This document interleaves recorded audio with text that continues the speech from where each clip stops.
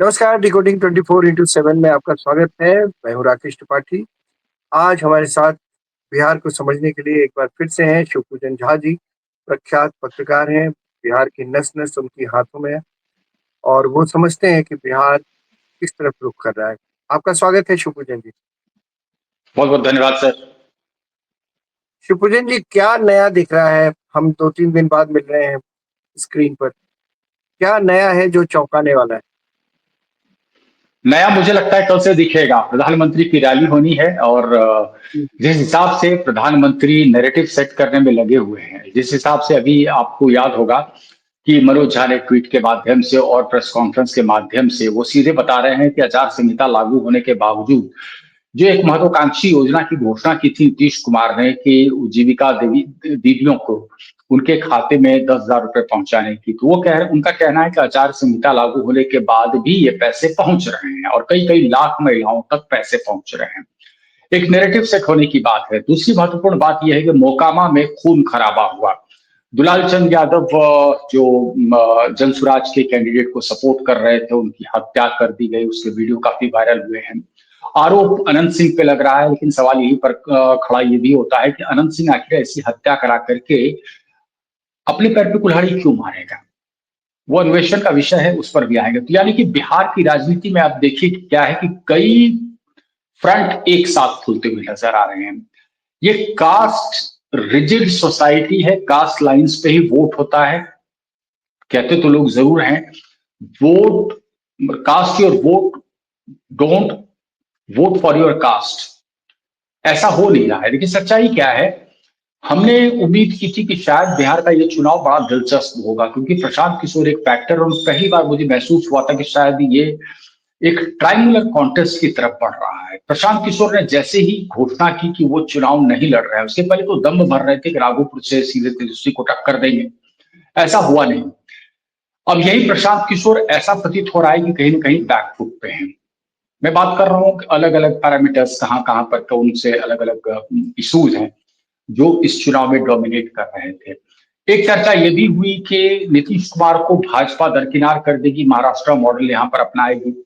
अब भाजपा के तमाम नेता बार बार कह रहे हैं कि नीतीश कुमार हमारे शीर्ष नेतृत्व में थे, रहेंगे और हैं। इनफैक्ट असर्शन की कोशिश हो रही है कि भाई नीतीश कुमार ही मुख्यमंत्री बनेंगे, क्योंकि तेजस्वी यादव लगातार हमलावर कह रहे हैं कि भैया आपका मुख्यमंत्री का कैंडिडेट कौन है? महागठबंधन ने तो मुख्यमंत्री का कैंडिडेट घोषित कर दिया। अब एक नक्शल में अगर मैं बात करूं तो देखिए, मुझे लग रहा है कि चुनाव थोड़ा फंसता हुआ दिख रहा है। जिस हिसाब से टेम्पो बिल्डअप होना चाहिए था इस चुनाव को, वो टेम्पो बिल्डअप नहीं हुआ। कुछ हद तक मौसम भी उसके पीछे जिम्मेदार है। कैंपेनिंग बहुत बुरी तरह से प्रभावित हुआ है। मौसम इतना खराब है कि चॉपर जो है टेक ऑफ नहीं कर पा रहे हैं। अधिकांश जो स्टार कैंपेनर्स हैं उनको रोड का सहारा लेना पड़ रहा है अपने स्पॉट पर पहुंचने के लिए।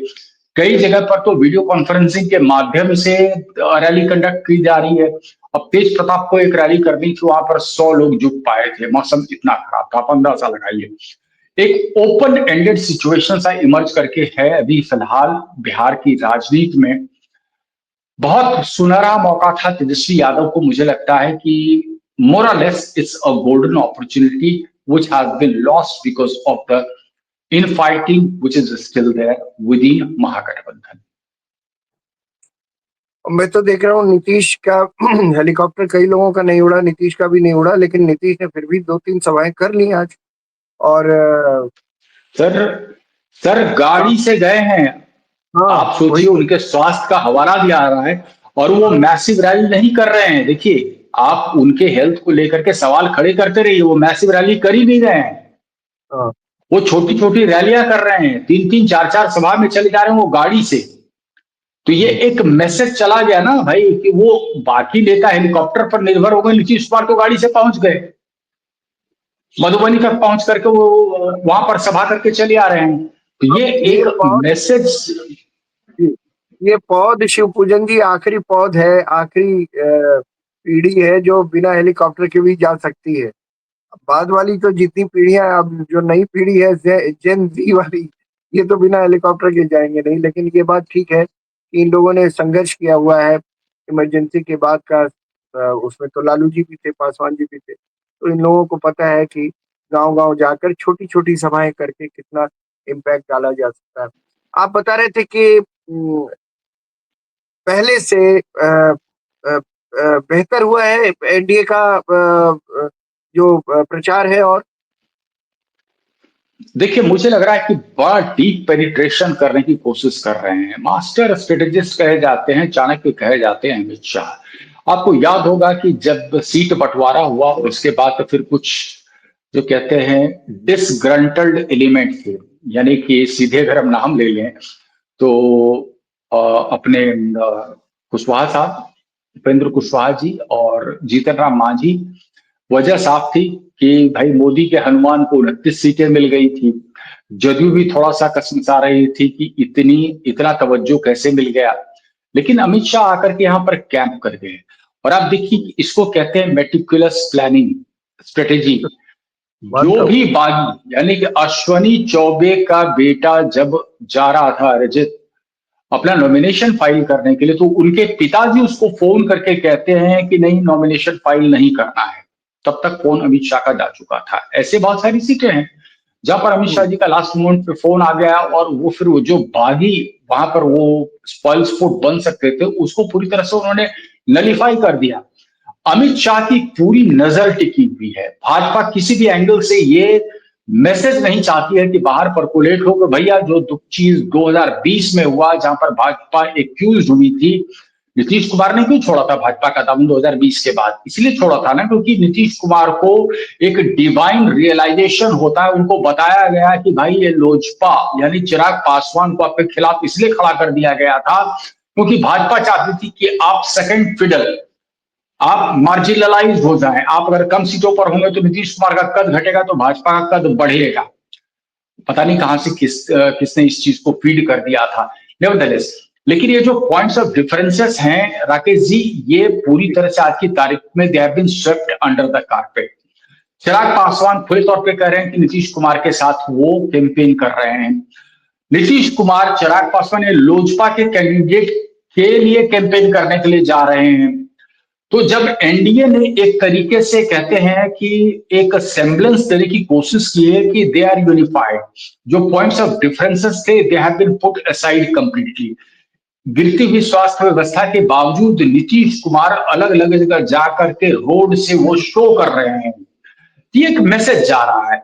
अब हम दूसरे खेमे में आते हैं। भाई सीट है 243, आप लड़ रहे हो 255। कौन सा गठबंधन? तो गठबंधन को इन्होंने क्या किया कि उसको एक निकनेम दे दिया, ठगबंधन। सच्चाई तो हाँ, ये है। और पिछली बार तो हम और आप चर्चा में ये भी चर्चा कर चुके हैं ना कि तकरीबन 40 सीटों पे कहा जा रहा है कि डमी कैंडिडेट खड़े किए हैं। जो अलायंस पार्टनर्स हैं उनका शक राजद की तरफ है कि राजद ने ही डमी कैंडिडेट्स दिए हैं।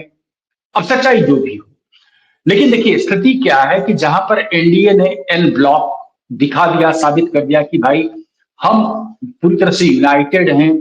उनकी कैंपेनिंग साझा हो रही है। मैनिफेस्टो थोड़ा उनका रियलिस्टिक लग रहा है। मैनिफेस्टो पे भी थोड़ी सी हम चर्चा करें, उस पर भी आप सवाल हमसे पूछ सकते हैं।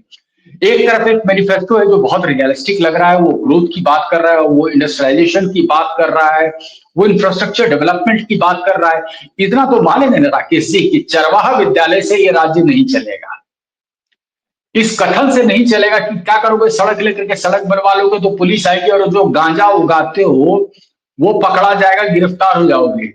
फिर ये भी बयान तो लालू जी को ही देना पड़ा था ना कि रुको न घायल, घबरा रहे हो, हेमा मालिनी के गाल जैसन सड़क कर देंगे, जिसपे मानहानि का मुकदमा भी दर्ज हुआ था उनके ऊपर।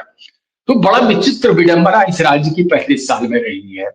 अब देखिए कि उसी लालू प्रसाद यादव के बेटे जो लालू यादव की लीगेसी को लेकर के आगे बढ़ना चाहते हैं, उनको लगता है कि लीगेसी के साथ बैगेज नहीं आएगा। भाई बैगेज आ रहा है। हर तरफ चर्चा जो है आपके जंगल राज की हो रही है।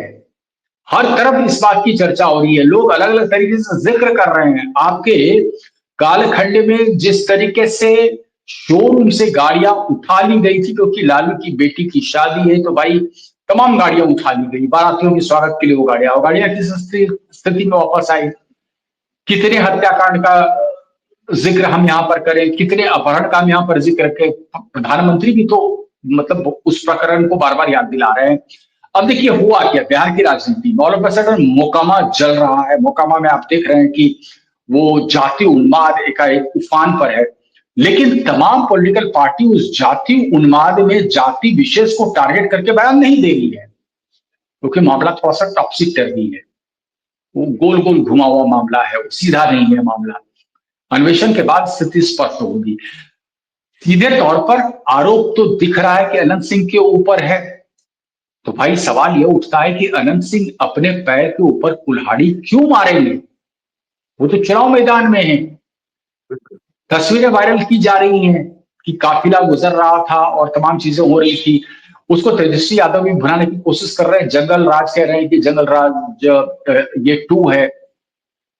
नलीफाई करने की कोशिश हो रही कि भाई जंगल राज में जो था वो नीतीश कुमार के इसमें ज्यादा है। क्योंकि पिछले 2-3 दिन में क्या हुआ कि आरा में 2 व्यवसायी की हत्या की गई। आपका हम के एक प्रत्याशी के ऊपर अटैक हुआ गया में, और एक सब इंस्पेक्टर की गला रेत करके हत्या हुई, और मोकामा में ये घटना हुई। इन घटनाओं ने बैठे बैठाए विपक्ष को एक बड़ा मुद्दा दे दिया। अब क्यों मुद्दा उन्होंने लपक लिया? मुद्दा इसीलिए लपका ना क्योंकि प्रधानमंत्री हो या इंडिया के जितने भी लोग हैं, वो हर बार जिक्र एक ही चीज का कर रहे हैं, जंगल राज बनाम स्वराज, जंगल राज बनाम डेवलपमेंट। उसी को काटने के लिए आप देख रहे हैं कि पता नहीं क्या प्लानिंग हुई, किस तरीके से स्टैटिस्टिक्स गैदर किए गए। मैनिफेस्टो में ये जो तेजस्वी प्रण के रूप में आया है, अ, हर घर को नौकरी।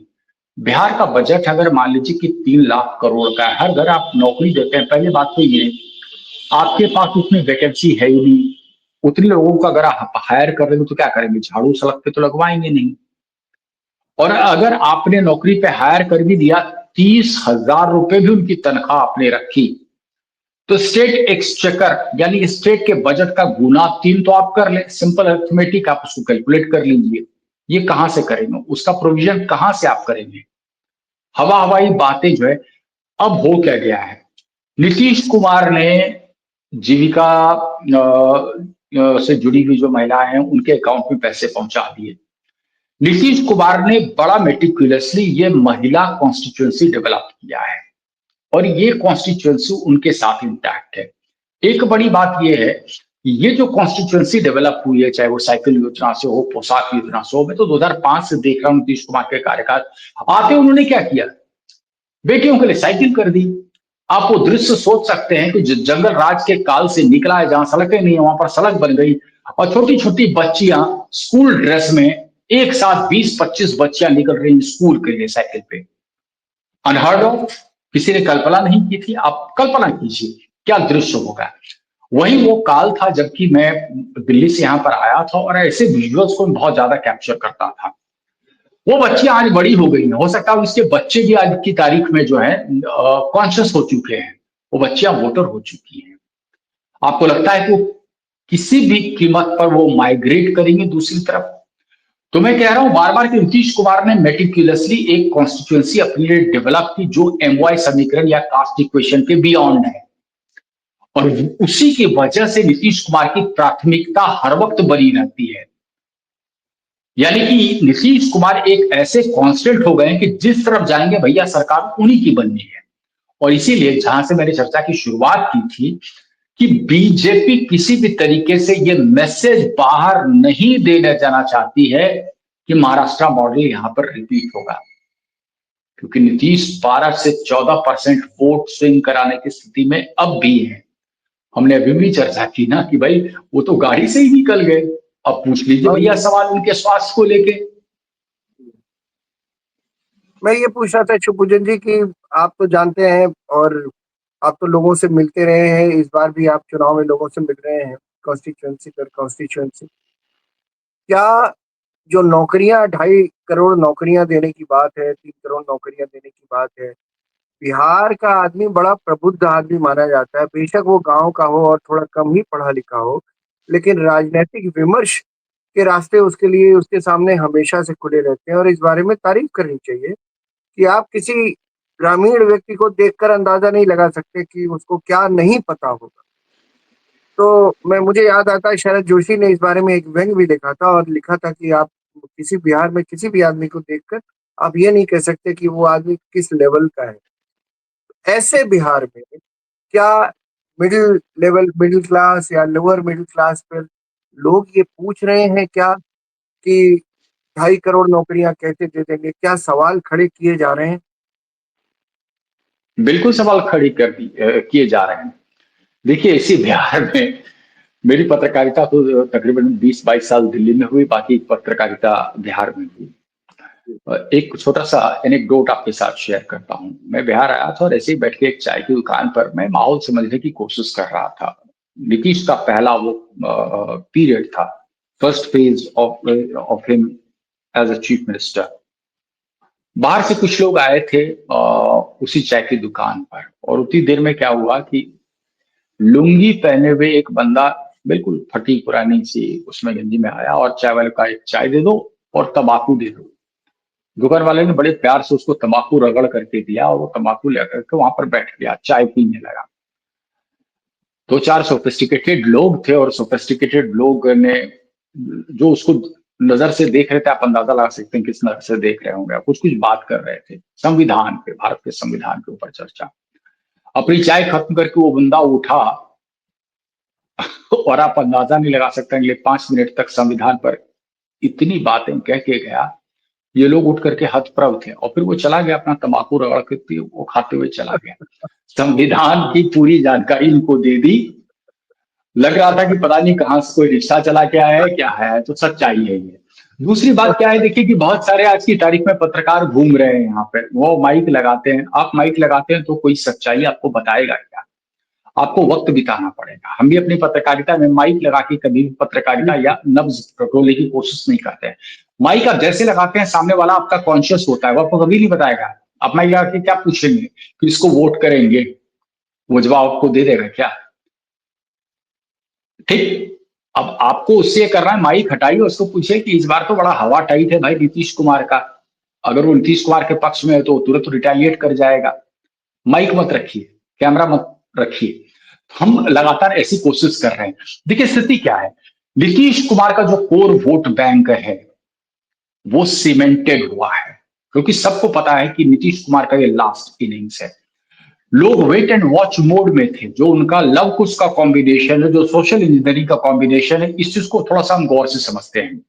ठीक है, 13-14% ही हो, लेकिन मेटिकुलसली प्लान्ड है ना। इसी 13-14% के सोशल इंजीनियरिंग से नीतीश कुमार ने लालू रबड़ी काल को उखाड़ करके फेंक दिया और सत्ता में काबिज है पिछले 20 साल से। आप वोट किसी को दे रहे हैं, नीतीश कुमार ही मुख्यमंत्री बन रहे हैं। क्यों? क्योंकि वो अपने आप को उन्होंने इंडिस्पेंसिबल किया है। अच्छा, सच्चाई तो यही है राकेश जी। आप एक भी आरोप लगा करके दिखा दीजिए नीतीश कुमार पर परिवारवाद का।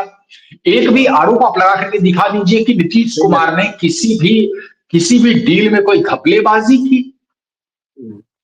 मैं तो कह रहा हूं, ठीक है, I am a very strong critic of Nitish Kumar, very strong critic of Nitish Kumar. लेकिन मैं उनको सैल्यूट भी इसलिए करता हूं कि भाई साहब, इस स्टेट को जो कहते हैं ना जब हम दिल्ली गए थे 96 में, तो वो कहता है वो बिहारी है के, दैट स्टिग्मा, स्टिग्मा से बाहर तो नीतीश कुमार ने ही निकाला है।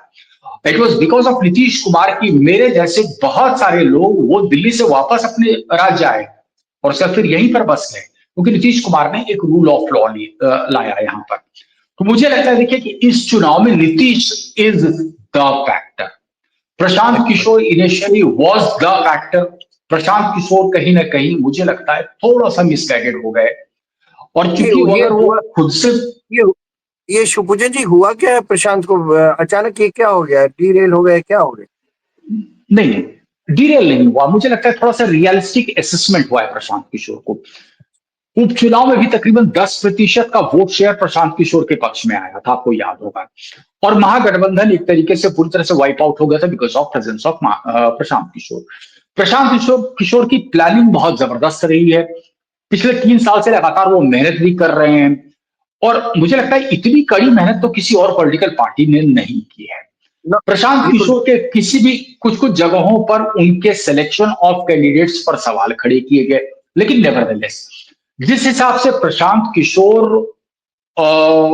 वोकल थे, जिस हिसाब से वो बयानबाजी कर रहे थे।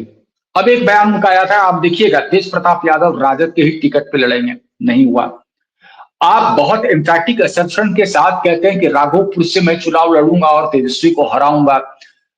आप बड़ा एम्फैटिक असर्शन के साथ कहते हैं कि भैया 120-30 सीटें भी आ जाएगी तो मैं अपनी हार मानूंगा, हम तो थंपिंग, यानी कि भाई 200 लेके आएंगे क्या। ग्राउंड रियलिटी तो यह है कि यहां पर आप जितनी भी मेहनत कर लें, कास्ट लाइंस पे वोट होगा, यादव और मुसलमान जितना कंसोलिडेट होगा उसी के अनुपात में रिवर्स कंसोलिडेशन होगा, ये सच्चाई है। वही रिवर्स कंसोलिडेशन की वजह से नीतीश कुमार सत्ता में काबिज होते हैं। प्रशांत किशोर ने मेहनत बहुत ज्यादा की, मुद्दे ऐसे उठाए कि उन्होंने बिहार इलेक्शन का नैरेटिव एक तरीके से सेट कर दिया। नहीं तो आपको क्या लगता है कि बीजेपी या महागठबंधन के लोग इस नैरेटिव पे चर्चा करते क्या, इस नैरेटिव पे बात करते क्या? ये संभव नहीं था। लेकिन प्रशांत किशोर जिस हिसाब से अपने आप को प्रोजेक्ट कर रहे थे, उसका फिर राघोपुर से चुनाव नहीं लड़ना, एक मैसेज गलत जाना शुरू हुआ। प्लस उनके कुछ कैंडिडेट, तकरीबन 3 कैंडिडेट अगर मुझे सही से ध्यान है, 3 candidate all of a sudden vanish कर जाते हैं। प्रशांत किशोर ने तुरंत आरोप लगाया कि अमित शाह धमकी दे रहे हैं या भाजपा धमकी दे रही है, इसी वजह से उन्होंने अपना कैंडिडेचर वापस लिया है, बैठ गए, गुम हो गए। दानापुर जहां पर मैं भी बैठा हुआ, दानापुर इज क्लासिक केस, ये क्लासिक केस है। अब इससे क्या हुआ कि देखिए, सारा चीज तो है कि आप क्या नैरेटिव सेट करते हैं। नैरेटिव क्या चला गया? नैरेटिव यही चला गया ना कि आप तैयारी के मोड में, wait for another 5 years, if you have got the patience तो 2030 में आपके बारे में सोचेंगे। मेरा अपना अनुमान है कि प्रशांत किशोर की मेहनत का उनको रिवॉर्ड ये मिलेगा कि you are now a force to reckon with. आप एक फोर्स के रूप में इमर्ज किए हैं। 8 से 12% के इर्द गिर्द का वोट शेयर स्विंग हो सकता है। लेकिन राकेश जी, सबसे बड़ी बात यह है कि प्रशांत किशोर फायदा किसको पहुंचा रहे हैं। सबसे बड़ी बात यह है राकेश जी कि प्रशांत किशोर फायदा किसको पहुंचा रहे हैं। इसमें बहुत सारे विश्लेषण आ चुके हैं। मेरा अपना मानना है कि प्रशांत किशोर को वोट खुद अगड़ी जाति से आते हैं, जो कंसोलिडेटेड मुसलमान और यादव का वोट है। कुछ इलाके में हालांकि मुसलमानों ने बहुत तहे दिल से इनका स्वागत किया है, बहुत जबरदस्त भीड़ भी उमड़ी है अररिया और इन सब के इलाकों में, और वो वीडियोस काफी वायरल हो रहे हैं। लेकिन मेरा ये मानना है कि देखिए क्या होता है कि एक फटीग फैक्टर डेवलप होता है। 20 साल से नीतीश कुमार है लगातार मुख्यमंत्री, आप वोट किसी को कर रहे हैं, मुख्यमंत्री नीतीश कुमार ही बन रहे हैं। आप महागठबंधन को वोट कर लीजिए, हो सकता है नीतीश कुमार ही मुख्यमंत्री बने। आप भाजपा को वोट कर लीजिए, हो सकता है मुख्यमंत्री उसके बाद नीतीश कुमार ही बनेंगे, क्योंकि यहाँ पर क्लियर एब्सोल्यूट मेजोरिटी वाली बात तो है नहीं। Alliance is the ugly reality of this state. और अलायंस में कास्ट कॉम्बिनेशन में क्या है कि नीतीश कुमार एक ऐसा चीज है, वो कैटलिस्ट है। आप जिस तरफ डालोगे वो प्रॉपर रिएक्शन, प्रॉपर इक्वेशन उसी तरफ बनेगा। नीतीश कुमार इसका फायदा उठाते आए हैं पिछले 20 साल से। तो हम प्रशांत किशोर पर चर्चा कर रहे थे, तो प्रशांत किशोर को वोट कहां से मिलेगा? कुछ लोग कह रहे हैं कि फॉरवर्ड है तो फॉरवर्ड का वोट कुछ स्विंग करेगा, सारा स्विंग नहीं करेगा। लेकिन जो फॉरवर्ड डिसग्रंटल्ड है, फटीग फैक्टर से प्रभावित है, नीतीश कुमार इतने साल से शासन कर रहे हैं, वो एक बदलाव चाहता है, वो वोट इधर आएगा। अगर प्रशांत किशोर नहीं होते तो कहां जाता? उनमें से एक वास्ट मेजोरिटी चला जाता महागठबंधन को। इसलिए मैं कह रहा हूं कि प्रशांत किशोर की मौजूदगी से एनडीए को फायदा है, महागठबंधन को नुकसान है। अब अगर एनडीए लूज कर रही है, आप ऐसे सोचिए कि ये सिर्फ दो पक्ष, मतलब दो पार्टी के बीच में अगर कॉन्टेस्ट होता, एक का वोट शेयर अगर घट रहा है तो दूसरे का डबल गति से बढ़ेगा। ये मुकेश सहनी का फॉर्मूला आपको बता रहा हूं। दिल्ली में प्रेस कॉन्फ्रेंस कर रहे थे, वो कह रहे थे कि भैया 12% के आसपास हमारा वोट शेयर है, अगर हम भाजपा से छिटक जाएंगे तो भाजपा को 24% का लॉस होगा। मैं बैठ बैठ के कैलकुलेट कर रहा था कि क्या इक्वेशन लगाया, तो इक्वेशन आप समझ सकते हैं।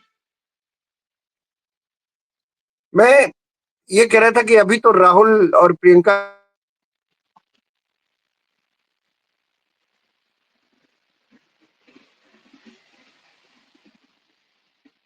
क्या एक बार सवाल फिर से दोहराएं आपका, थोड़ी मैं सी। जी शिवपूजन जी, मैं ये कह रहा था कि अब तो प्रियंका और राहुल, प्रियंका की भी एंट्री होने वाली है, राहुल तो आ ही चुके थे। क्या कुछ उत्साह है कांग्रेस के खेमे में? और कुछ सपोर्टर्स में, इस तरह का। कांग्रेस के सारे उत्साह को लालू प्रसाद यादव ने अपने पैर के नीचे कुचल करके रख दिया। कांग्रेस का उत्साह तब हुआ था जब राहुल गांधी यहाँ पर आए थे और बिहार यात्रा कर रहे थे, और पता नहीं उनके थिंक टैंक कौन सा मुद्दा उनको बता गए, एसआईआर का मुद्दा कहीं चर्चा में है भी क्या इस चुनाव में। और जिस हिसाब से वो हर जगह जाकर के एसआईआर का मुद्दा उठा रहे थे, अब तो पिछला भाषण मुझे याद है वो छठ पर ही बोल रहे हैं। वो ये कह रहे हैं कि मोदी नाचेंगे, तो कायदे से मुझे लगता है कि बीजेपी वाले जश्न मनाते हैं जब राहुल गांधी यहाँ पर आते हैं। उनको लगता है कि बैठे बिठाए राहुल गांधी उनको ऐसे एक ऐसा मुद्दा दे देंगे कि अगर भाजपा कैंपेन ना भी करे तो भी वो भाजपा जीत जाएगी। पता नहीं मुद्दा क्या, सही। Why are they so devoid from reality. इस एग्जैक्टली। स्टेट की रियलिटी कुछ हो रहे हैं ना। ये वोट चोरी एक मुद्दा था ही नहीं। हाँ। आप कितना दिन उसको वेस्ट करते हैं, आप पूरी अपने सोचिए पार्टी की एंटायर मिशनरी को उसमें झोंकते हैं, पूरे महागठबंधन को उसमें आप झोंक देते हैं, और अब कोई चर्चा ही नहीं कर रहा है। वोटिंग 6 तारीख को होनी है, 11 तारीख को नहीं, कोई चर्चा कर रहा है क्या एसआईआर का मुद्दा? वोट चोरी का मुद्दा है क्या? बिल्कुल। आपका मुद्दा तो हवा हवाई ऐसे ही हो गया। आप छोड़ करके जैसे ही विदेश गए, आपके जाने के साथ ये मुद्दा खत्म हो गया, तो लैकलस्टर हुआ। तो लोग कितना तवज्जो आपको देंगे? अब चलिए, बेटी के रूप में लोग मानते हैं प्रियंका को। आपको सीता, मां सीता के मंदिर तो जाना चाहिए था, एक मैसेज चला जाता। हालांकि इसके पहले तो आप वो उस तरह की टिप्पणी भी सुनते होंगे ना, कि कोर्ट के ऊपर जनेऊ वाली बात। लेकिन अगर प्रियंका जी चली जाती मंदिर, एक मैसेज चला जाता। ये ज्ञान कोई देने वाला नहीं है क्या? इतनी बड़ी पार्टी है, बहुत बड़े बड़े धुरंधर हैं यहाँ, 24 अकबर रोड पर बैठते हैं, बुद्धिजीवी हैं बहुत बड़े मुझे बड़े। लग देखिए, मुझे लगता है कि बुद्धिजीवी जो इनको ज्ञान देते हैं वहां से ये शुरुआत करते हैं, बाकी फिर कुछ कानाफूसी हो जाती है, लास्ट में फिर ये डिरेल कर जाते हैं।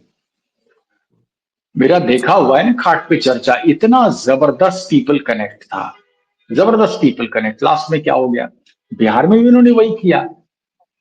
आपने अगर हर तरफ सभा कर ली, चलिए वोट चोर गद्दी छोड़ी, इसी स्लोगन से आपका काडर बेस तो जागृत हुआ था ना। आप इसको थोड़ा कंटिन्यू कर लेते। अंत में हुआ क्या? आपने बनाया कृष्णा अलावरू को, मतलब बिहार का अध्यक्ष, बिहार का नेतृत्व करने के लिए उनको अपनी ये दी। और आपको और वो याद बात होगा भी। कि अशोक गहलोत आते हैं लालू के साथ, वो बैठते हैं, बातचीत होती है, एक तरीके हाँ से हाँ। कांग्रेस ने घुटना टेका। घुटना टेका क्योंकि नेपथ्य में चले गए थे तेजस्वी यादव, तो इनका फोन भी नहीं उठा रहे थे। वहां पर लालू ने कमान ले ली थी भाई, वो तेजस्वी यादव का अपना थॉट प्रोसेस थोड़ी था। लालू ने कमान ले रखी थी। टस से मस नहीं हो सकते थे तेजस्वी यादव, लालू को पता था कैसे घुटने पे लाना है।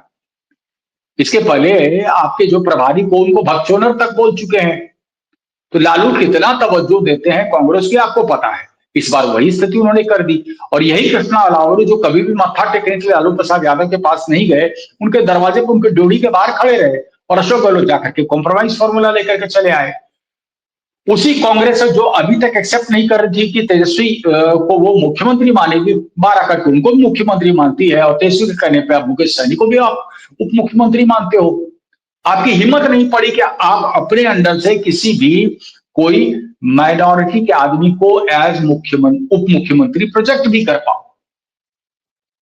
तो टर्म्स आपको डिक्टेट किए गए, प्रॉपर तरीके से आपको डिक्टेट कर दिए गए। अरे क्या अब होगा ऐसे भी? आप मुझे लग रहा है कि इस बार कांग्रेस का परफॉर्मेंस पिछले बार की परफॉर्मेंस से भी थोड़ा कम होगा, थोड़ा नहीं काफी कम होगा। मुझे आप लगता है पुश कि करते हो फिर छोड़ देते हो लास्ट मोमेंट पे। एग्जैक्ट, मुझे लगता है कि ये जैसे क्रिकेट में होता है ना, फिनिशर्स होते हैं, जैसे MS धोनी को कहते थे लोग फिनिश करते हैं गेम, विराट कोहली को कहते थे बहुत बढ़िया फिनिशर है। फिनिशर कोई नहीं है इनके यहाँ, कोई चीज लेकर चलते हैं और उसके बाद ये बहुत दुखद है। मैं तो, ठीक है, मैं कांग्रेस की बहुत सारी पॉलिसी से, क्या ज्यादातर पॉलिसी से मैं कभी सहमत नहीं रहा, लेकिन मैं ये मानता हूँ कि इस देश में एक बड़ी पार्टी, विपक्ष की एक बड़ी पार्टी, सॉलिड पार्टी सर होनी इस चाहिए। इस और चुनाव में राहुल गांधी से हेलीकॉप्टर शॉट की उम्मीद थी, एलबीडब्ल्यू होकर के वो निकल गए हैं। सच्चाई यही। क्या बात, क्या बात कही आप। आपकी ये बात वही समझ सकता है जो पॉलिटिकल, पॉलिटिक्स और क्रिकेट दोनों खेला हो। कि हेलीकॉप्टर शॉट लगता कैसे और उसमें एलबीडब्ल्यू कैसे हो सकते हैं। बहुत-बहुत शुक्रिया शिवपूजन जी, आप आए और आपने बहुत सारी चीज़ों पर रोशनी डाली और समझ में आता है जब आपके साथ बैठते हैं तो बिहार किधर जा रहा है। बहुत-बहुत शुक्रिया, बहुत-बहुत धन्यवाद। बहुत